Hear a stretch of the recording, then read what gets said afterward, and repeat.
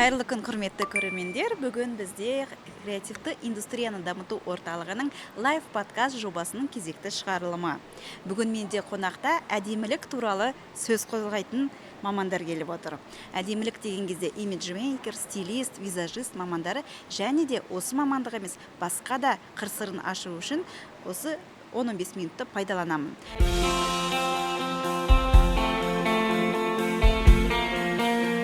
Бүгін менде қонақта Айнұр ханым, Айнұр қызы және де Нұрсайын мырза. Сұрақтарым неліктен осы салаға келдіңіздер? Неге визажисті, неге имиджмейкер, неге стилист?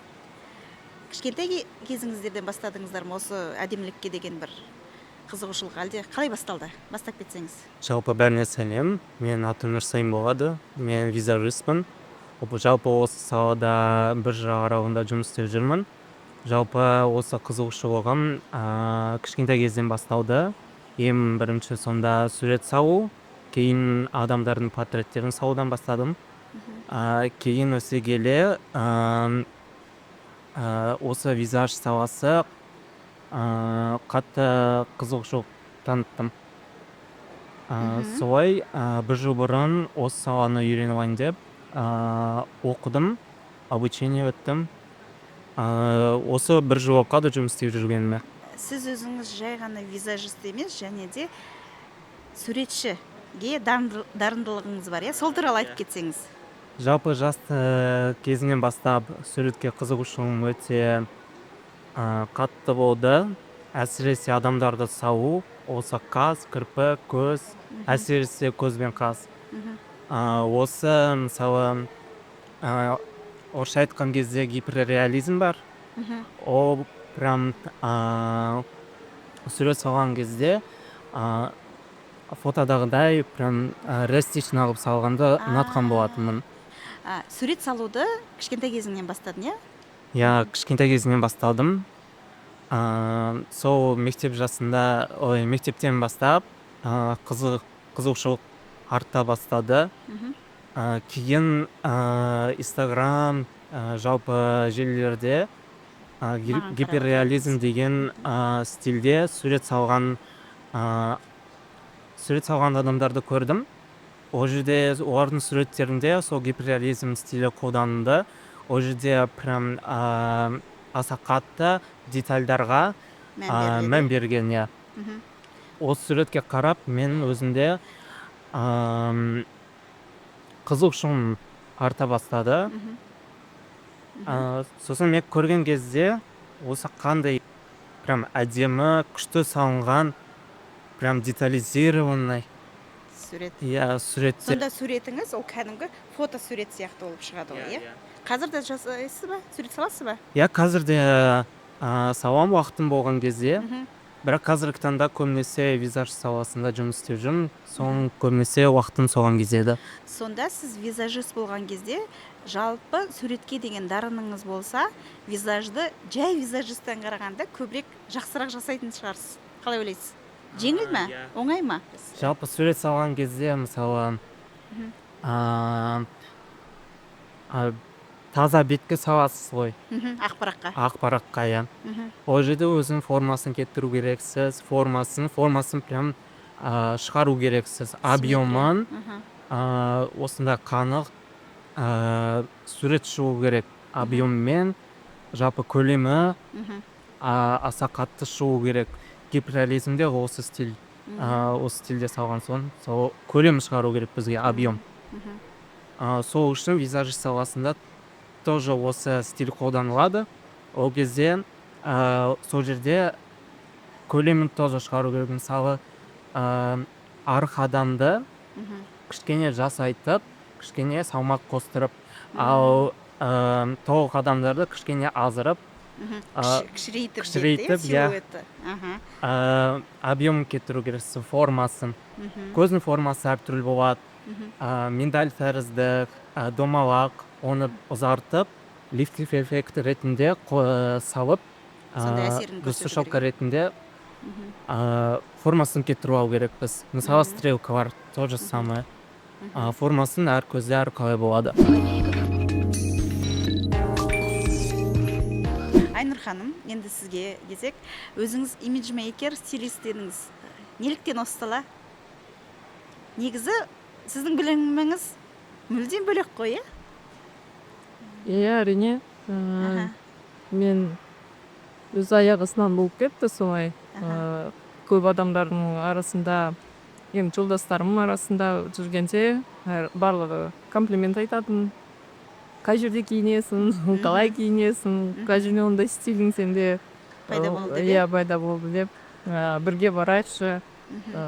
Сөйтіп бірге жүріп, аралап, осындай бір бутиктарға нетіп, онлайн бутиктер даже қарап бірге, сөйтіп адамдармен бірге жүріп. үйренді. Үйлесімін табу ғой ең басты мақсат, адамда? Иә, сол. Аха. Сол қалай болып кетті, кішкене бір бизнес секілді жағынан болып кетті, енді бір-біріне айтады адамдар, енді как сарафанное радио деп айтады ғой. Айнұрға барыңдар деп. Иә, бірге барып келіп, андай Аха. өзің стилін табасың деп сөйтіп айтып. Ал онда сұрақ.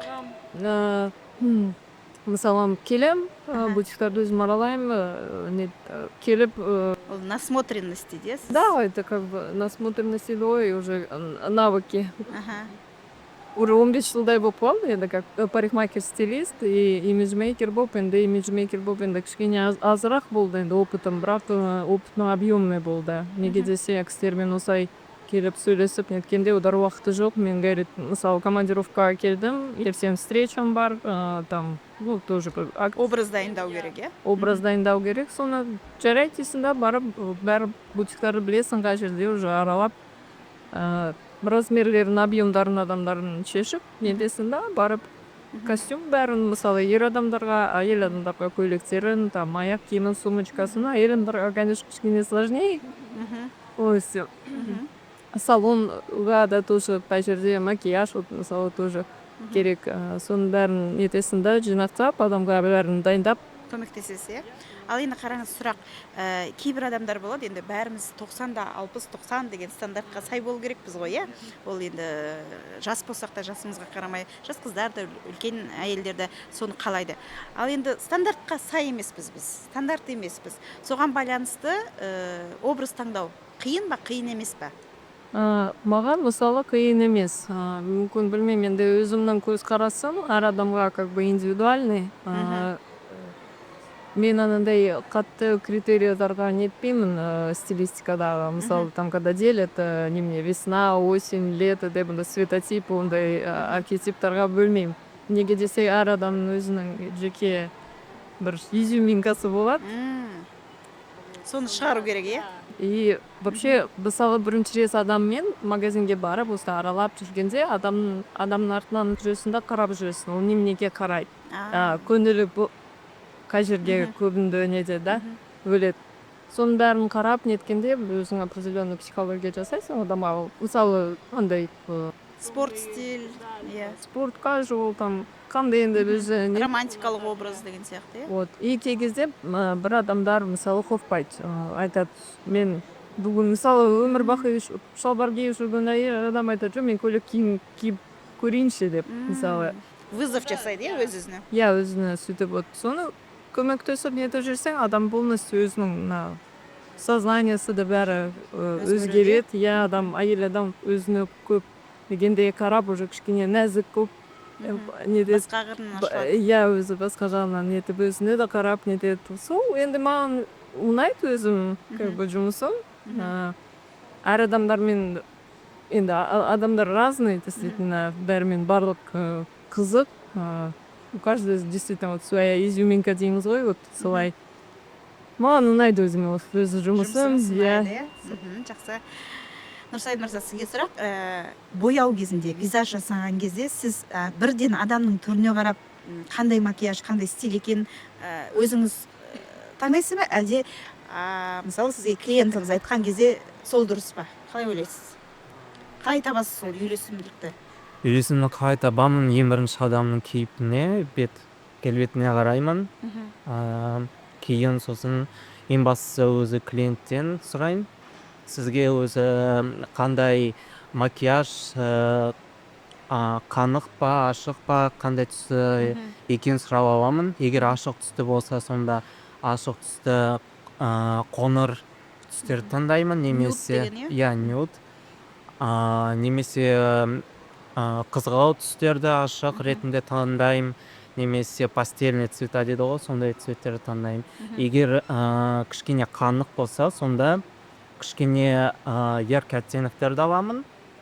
Мысалы қою қоңыр, қара түстерді, сор түстерді қолданамын. Жалпы айтқан кезде негізі барлық адамға әр түс жарасады, егер оны сол түсті дұрыс қолдана білсе. Макияждың үйлесін таба келсе, сонда әр түс жарасады.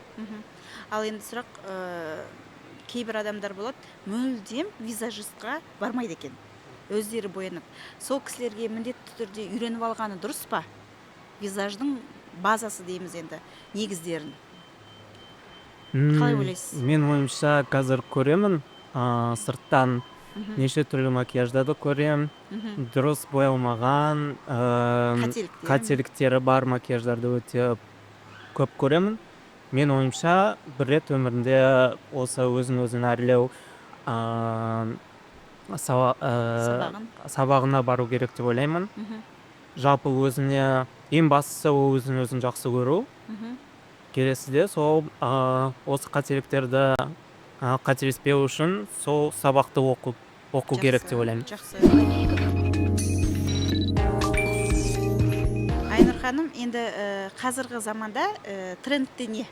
Биыл жазда қандай тренд, қандай түстер мүмкін? Енді ол міндетті түрде енді мода трендке емес, өзіңіздің ойлауыңызша мысалы. Спорт стиль ма, қандай? Бізде мода осылай диктует деп айтамыз ғой, иә, да. Мода бізге Оны айтады. енді Инстаграмға, там Гуглға да кіріп, бар любой адам қазір кіріп, бәрін көруге болады. Мен де айтпай қояйын, қандай қазір модный деп тренд, қандай какие цвета там, да. Тағы айтсам, әр адамның өзінің бір индивидуалдық несі болады. Мысалы, біреу қара киім жақсы көреді, біреу мысалы ашық түсті. Иә, сол үшін мен адамдардың өзінің бір интуициясы бар болады.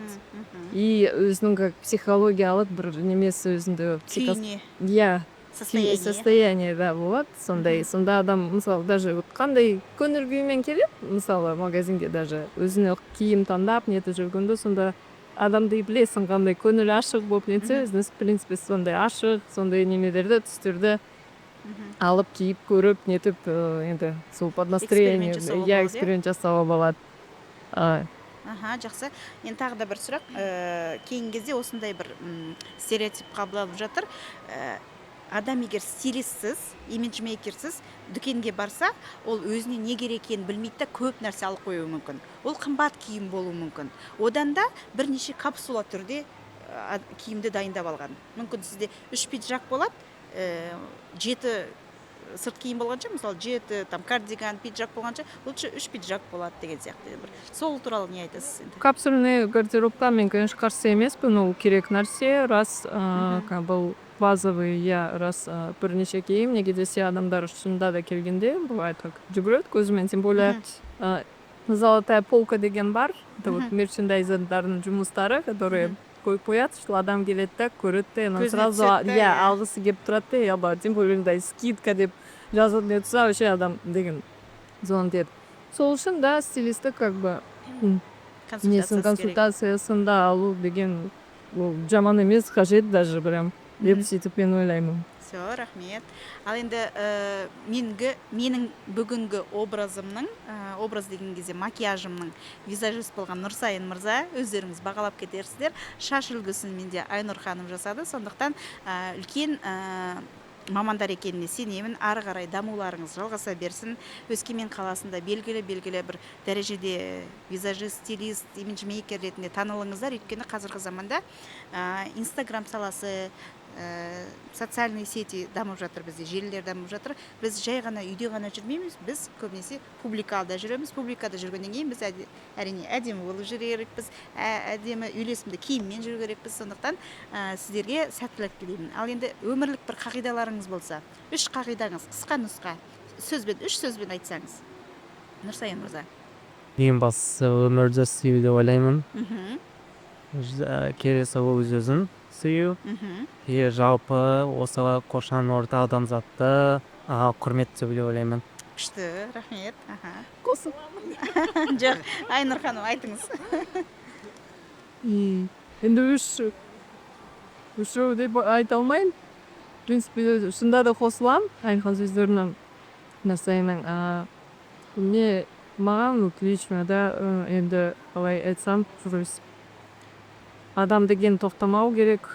Даму керек. Я көп расымен осындай жылы адамдармен араласып, нетіп, көп оқып, жан-жаққа бару керек, сушествиеданға. Раз адам енді кругозорын өзін расширять ету керек деп мен соған кеңес бересіз. Жақсы, рахмет Айнұр ханым, рахмет Нұрсайын мырза. Осымен біздің лайв подкастымыз тәмамдалуда. Сіздерге рахмет, сәттілік тілеймін. Сау болыңыздар.